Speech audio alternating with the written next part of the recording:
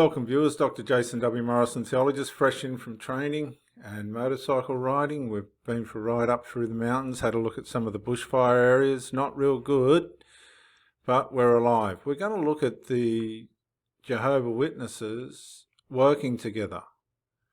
Now, this is a real strange subject because some Jehovah's Witnesses work really well together.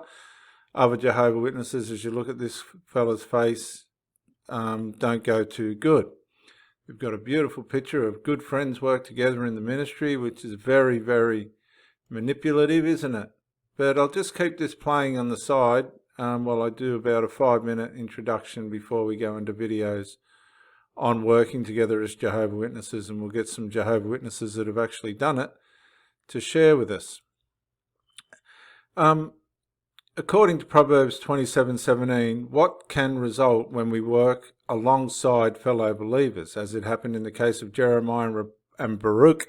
Remember, Jeremiah didn't have the guts to deliver the letters himself, so he sent his scroll to deliver the letters. And when we work alongside fellow believers and observe firsthand their endearing qualities, what about endearing qualities is one thing. What about the things you don't like? That's another, isn't it?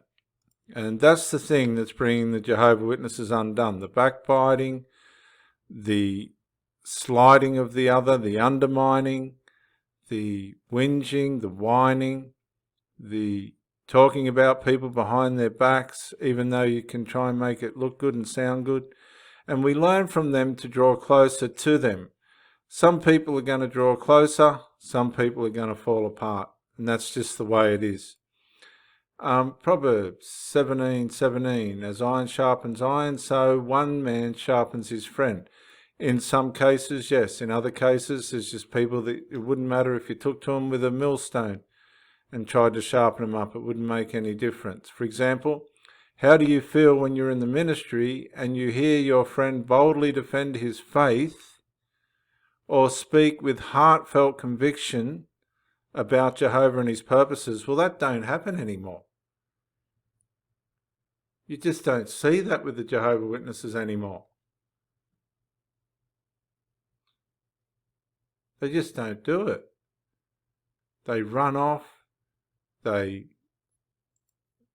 this lady's saying, I don't want to talk to you. I've got nothing I have to say to you.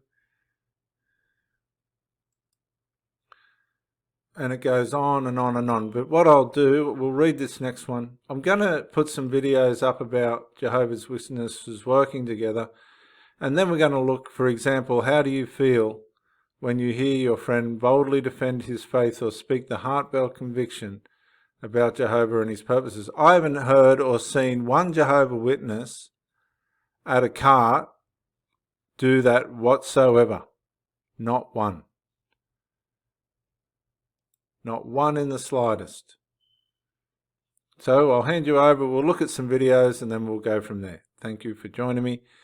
This is Dr. Jason W. Morrison, theologist, New South Wales, Australia. Enjoy.